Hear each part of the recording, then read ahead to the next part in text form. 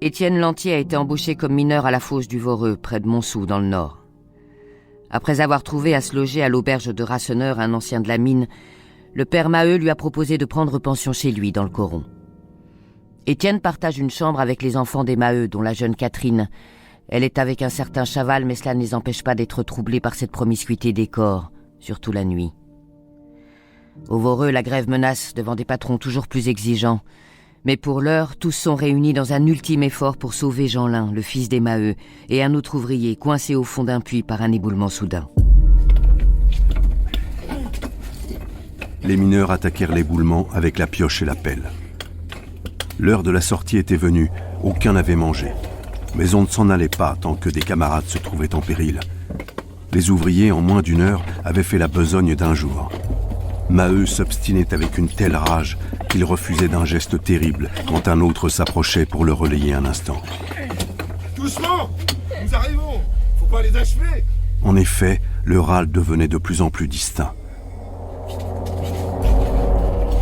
Maintenant, il semblait souffler sous les pioches même.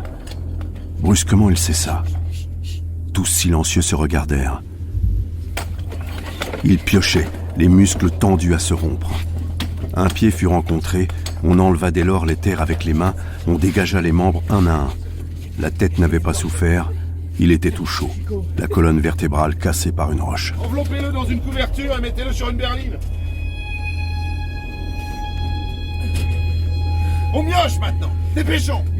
Maheu donna un dernier coup et une ouverture se fit. On communiqua avec les hommes qui déblayaient l'éboulement de l'autre côté. Ils crièrent, ils venaient de trouver Jeanlin évanoui, les deux jambes brisées, respirant encore.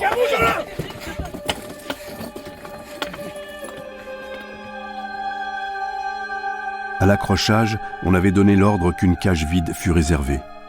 Maheu resta avec son petit blessé sur les genoux, pendant qu'Étienne devait garder, entre ses bras, le cadavre de Chicot pour qu'il pût tenir. Jeanlin et le mort furent portés dans la chambre des porions. Le médecin s'agenouilla auprès de Jeanlin. Maheu l'accompagnait. La tête n'a rien. La poitrine non plus. Ah, ce sont les jambes qui ont étreiné.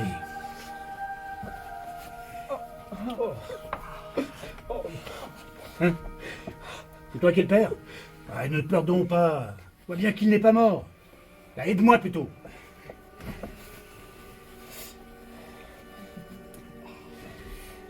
Deux ruptures simples. Mais la jambe droite me donne des inquiétudes. Sans doute, il faudra la couper. Un éboulement au niveau d'une porte d'aérage. Les bois ont craqué, trop humide. Toujours ces maudits boisages. N'ai-je pas répété 100 fois dans ça qu'on y laisserait des hommes?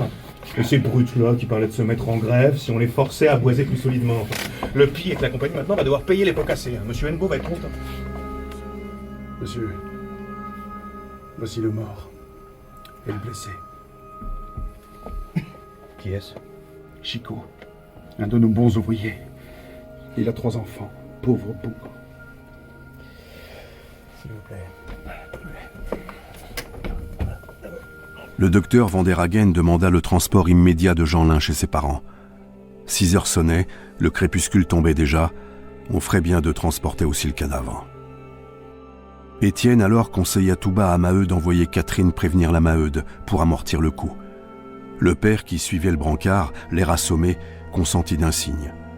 Et la jeune fille partit en courant, car on arrivait. Mais déjà le fourgon, cette boîte sombre bien connue, était signalée. Des femmes sortaient follement sur les trottoirs.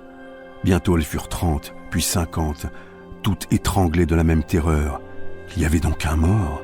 Qui était-ce? Catherine avait trouvé sa mère, et dès les premiers mots balbutiés, celle-ci cria. « Le père est mort ?» Vainement, la jeune fille protestait, parlait de Jeanlin.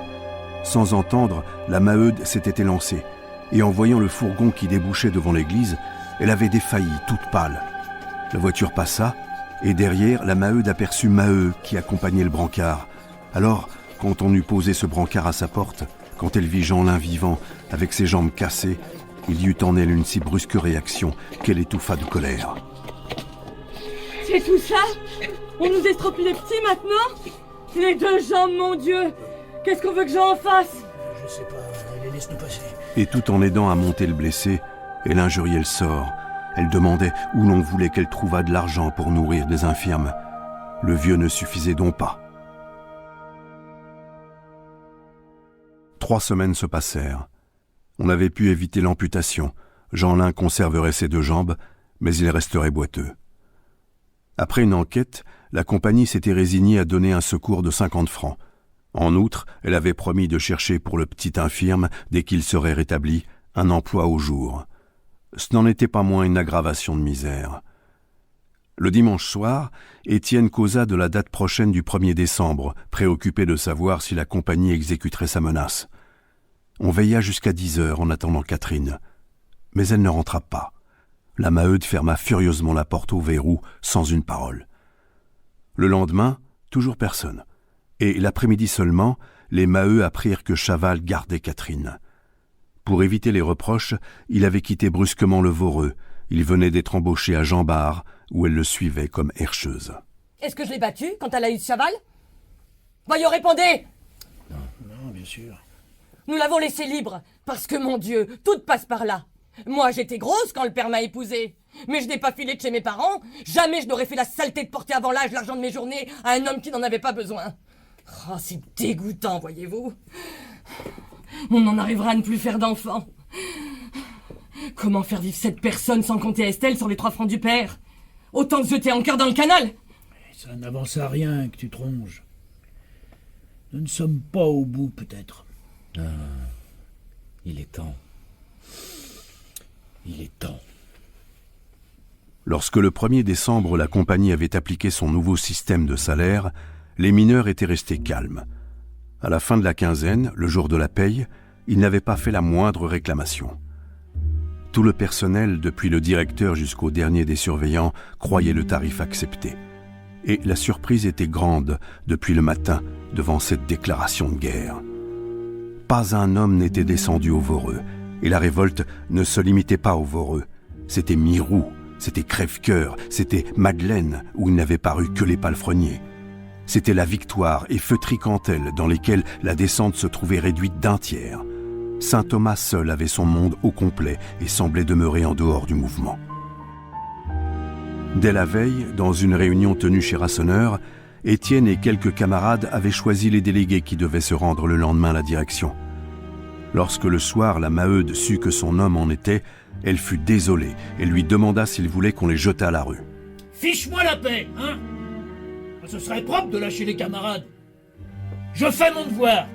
Tu as raison, vas-y. Seulement, mon pauvre vieux, nous sommes foutus.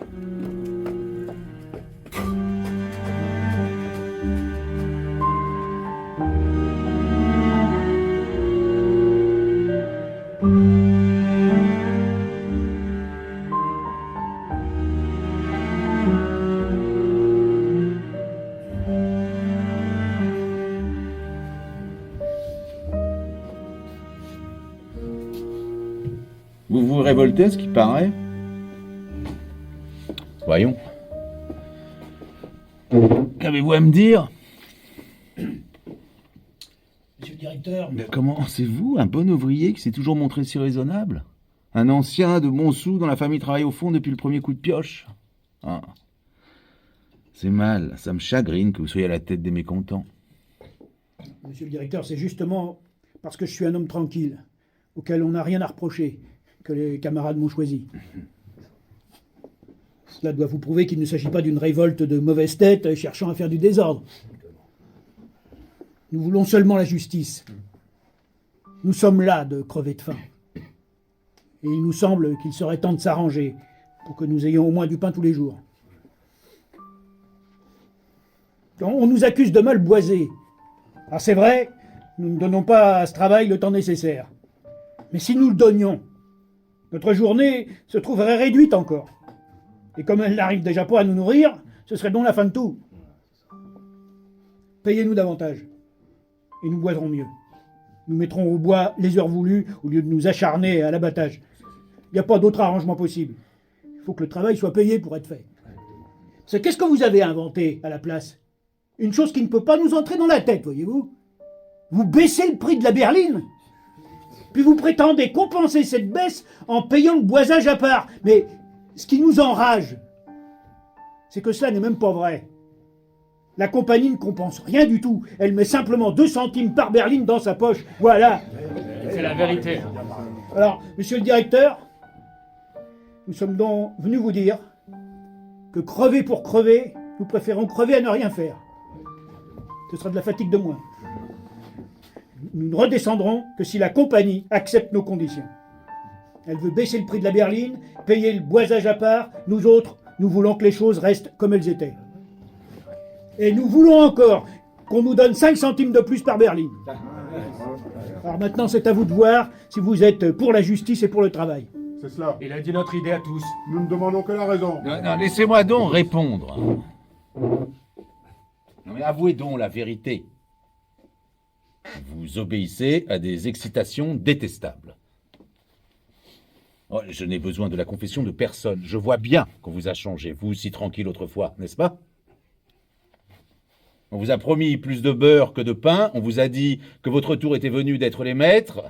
Enfin, on vous enrégimente dans cette fameuse internationale, cette armée de brigands dont le rêve est la destruction de la société. Vous vous trompez, monsieur le directeur. Pas un charbonnier de Montsou n'a encore adhéré. Mais si on les y pousse, toutes les fausses s'enrôleront. Ça dépend de la compagnie. Mais la compagnie est une providence pour ces hommes. Vous avez tort de la menacer. Cette année, elle a dépensé 300 000 francs à bâtir des corons qui ne lui rapportent pas, et je ne parle ni des pensions qu'elle sert, ni du charbon, ni des médicaments qu'elle donne. Vous qui semblez être un homme intelligent, vous pensez vraiment qu'il suffit d'une caisse de prévoyance? Et à ce propos, je dois ajouter que la compagnie entend avoir un contrôle sur cette caisse. C'est donc une nouvelle exigence, car monsieur le directeur avait jusqu'ici négligé de réclamer ce contrôle. Notre désir, par malheur, est que la compagnie s'occupe moins de nous, qu'au lieu de jouer le rôle de providence, elle se montre tout bonnement juste en nous donnant ce qui nous revient. Est-ce honnête, à chaque crise, de laisser mourir de faim les travailleurs pour sauver les dividendes des actionnaires? Oh, monsieur le directeur aura beau dire, le nouveau système est une baisse de salaire déguisée, et c'est ce qui nous révolte, car si la compagnie a des économies à faire, elle agit très mal en les réalisant sur l'ouvrier. Ah, nous y voilà, je l'attendais, cette accusation d'affamer le peuple. Mais comment pouvez-vous dire des bêtises pareilles, vous qui devriez savoir les risques énormes que les capitaux courent dans l'industrie? Une fosse tout équipée, aujourd'hui, coûte de 1500 000 francs à 2 millions. Presque la moitié des sociétés minières en France font faillite. Du reste, c'est stupide d'accuser de cruauté celles qui réussissent. Quand leurs ouvriers souffrent, elles souffrent elles-mêmes. Non, mais croyez-vous que la compagnie n'a pas autant à perdre que vous dans la crise actuelle? Mais vous ne voulez pas entendre, vous ne voulez pas comprendre. Oh, si. Si. Nous comprenons très bien qu'il n'y a pas d'amélioration possible pour nous tant que les choses iront comme elles vont. Et c'est même à cause de ça que les ouvriers finiront, un jour ou l'autre, par s'arranger de façon à ce qu'elles aillent autrement. Les autres délégués, qui comprenaient mal, sentirent que le camarade venait de réclamer leur part au milieu de ce bien-être. Et ils jetaient des regards obliques sur les tentures, sur les sièges confortables, sur tout ce luxe dont la moindre babiole aurait payé leur soupe pendant un mois. Enfin, M. Hennebeau, qui était resté pensif, se leva pour les congédier. Vous m'apportez vos exigences, je les ferai connaître à la régie, puis je vous transmettrai la réponse. Vous réfléchirez, mes amis, vous comprendrez qu'une grève serait un désastre pour tout le monde. Avant une semaine, vous mourrez de faim. Comment ferez-vous? Je compte sur votre sagesse d'ailleurs, et je suis convaincu que vous redescendrez lundi au plus tard. Réfléchissez avant de faire des bêtises.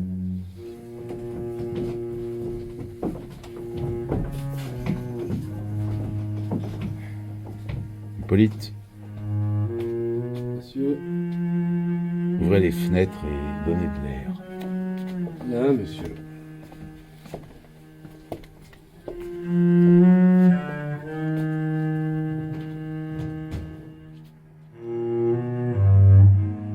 « 15 jours s'écoulèrent. Peu à peu, la grève devenait générale. Même saint Thomas se trouvait atteint. Au Voreux, un lourd silence pesait sur le carreau. C'était l'usine morte, ce vide et cet abandon des grands chantiers où dort le travail. En face, le coron des 240 lui aussi semblait mort. Des gendarmes avaient battu les routes, mais devant le calme des grévistes, ils s'étaient décidés à rentrer chez eux. Jamais le coron n'avait donné un si bel exemple. C'était le mot d'ordre, répété, circulant de bouche en bouche, on voulait être sage. Pourtant, un continuel va-et-vient emplissait de monde la maison des Maheu. Étienne, à titre de secrétaire, y avait partagé les 3000 francs de la caisse de prévoyance.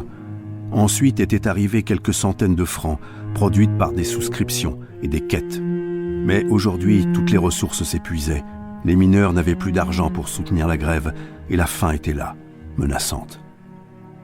Dès le samedi, beaucoup de familles s'étaient couchées sans souper. Et en face des jours terribles qui commençaient, pas une plainte ne se faisait entendre. Tous obéissaient au mot d'ordre avec un tranquille courage.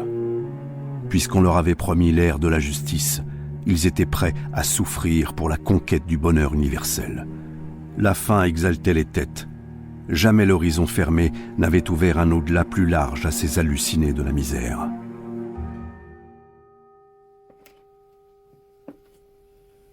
Le lundi, vers 4 heures, une lettre arriva de Lille, comme Étienne se trouvait seul avec la Maheude dans la salle du bas. Pluchart écrivait lettre sur lettre, en offrant de se rendre à Montsou pour chauffer le zèle des grévistes. Il s'agissait d'organiser une réunion privée, et il y avait sous ce projet l'idée d'exploiter la grève pour gagner à l'international les mineurs. Étienne hésitait encore, ne sachant que répondre. Est-ce de bonnes nouvelles? Peut-on nous envoyer de l'argent? Non. Non. Cette semaine, je ne sais comment nous allons faire. Ah, s'il éclatait un bon choléra qui nous débarrasse à tous ces exploiteurs de la compagnie. Non, non, il ne faut souhaiter la mort à personne. Ça ne nous avancerait guère, il en repousserait d'autres. Moi, je demande seulement que cela revienne à des idées plus sensées. Et j'attends ça, car il y a des braves gens partout.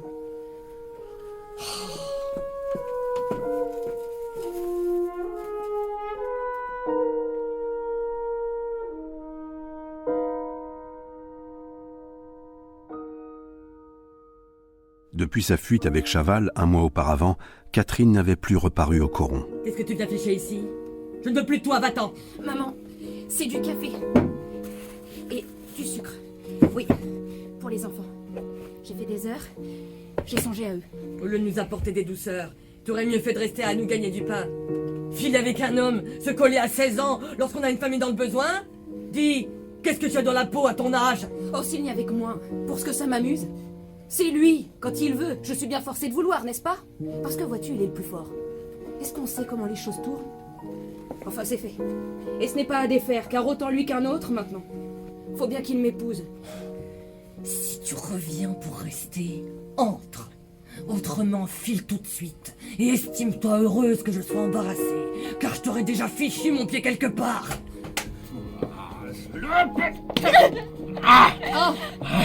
Je t'ai suivi. Je savais bien que tu revenais ici t'en faire foutre jusqu'au nez. Et c'est toi qui le paies, hein? Tu l'arroses de café avec mon argent? Allez, sortiras-tu, mais nom de Dieu! Un joli métier, hein? De garder la maison pendant que ta putain de fille est là-haut, les jambes en l'air, hein? À la porte, Chaval se retourna de nouveau vers la Maheude, clouée sur sa chaise. Elle en avait oublié de rentrer son sein après avoir allaité Estelle, et le sein énorme pendait, libre et nu, comme une mamelle de vache puissante. Quand la fille n'y est pas, c'est la mère qui se fait tamponner. Mais bah, montre-lui ta viande. Il est pas dégoûté, hein, ton salaud de logeur. Étienne voulut gifler le camarade. Les deux hommes se trouvèrent face à face, le sang dans les yeux. C'était une vieille haine, une jalousie longtemps inavouée qui éclatait. Maintenant, il fallait que l'un des deux mangeât l'autre. Prends garde, j'aurai ta peau. Essaye, hein. Ils se regardèrent encore pendant quelques secondes, de si près que leur souffle ardent brûlait leur visage. Et ce fut Catherine, suppliante, qui reprit la main de son amant pour l'entraîner. Elle le tirait hors du coron, elle fuyait sans tourner la tête.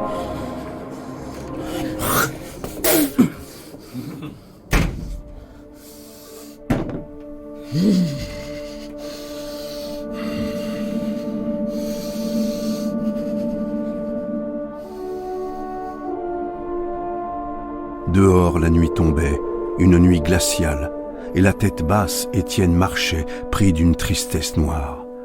Il revoyait le coron sans pain, ces femmes, ces petits qui ne mangeaient pas, tout ce peuple luttant, le ventre vide. De quelle terrible responsabilité il se chargeait? Allait-il les pousser encore, les faire s'entêter à la résistance maintenant qu'il n'y avait ni argent ni crédit? Et quel serait le dénouement s'il n'arrivait aucun secours, si la faim abattait les courages? Brusquement, il venait d'avoir la vision du désastre. Des enfants qui mouraient, des mères qui sanglotaient, tandis que les hommes redescendaient dans les fosses.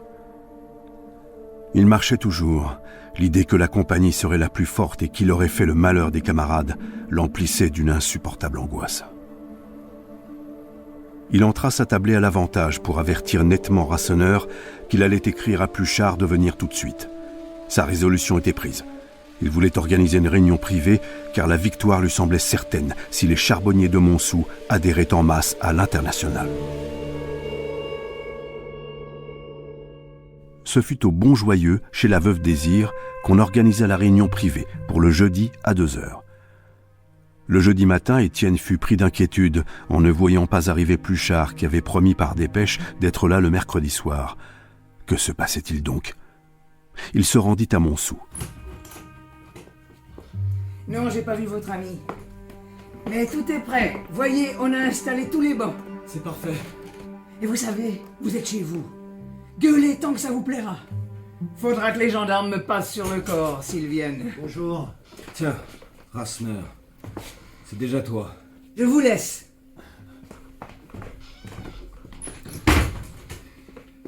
Pluchart n'est pas arrivé, je suis très inquiet. Ça ne m'étonne pas. Je ne l'attends plus. Comment? C'est que moi aussi, je lui ai envoyé une lettre, si tu veux que je te le dise. Et dans cette lettre, je l'ai supplié de ne pas venir. Tu as fait ça? Tu as fait ça? J'ai fait ça, parfaitement. Et tu sais pourtant si j'ai confiance en Pluchart. C'est un malin et un solide. On peut marcher avec lui.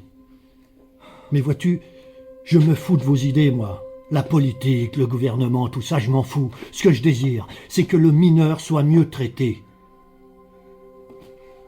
J'ai travaillé au fond pendant 20 ans, j'y ai sué tellement que je me suis juré d'obtenir des douceurs pour les pauvres bougres qui y sont encore. Et je le sens bien, vous n'obtiendrez rien du tout avec vos histoires. Vous allez rendre le sort de l'ouvrier encore plus misérable.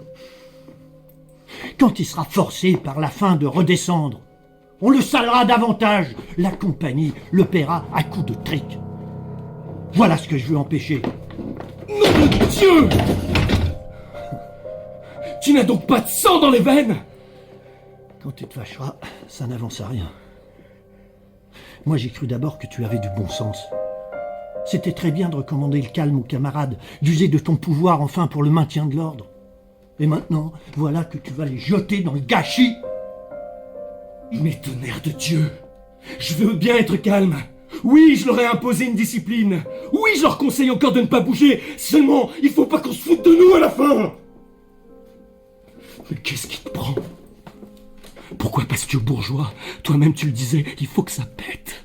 Ouais, je l'ai dit. Et si ça pète, tu verras que je ne suis pas plus lâche qu'un autre.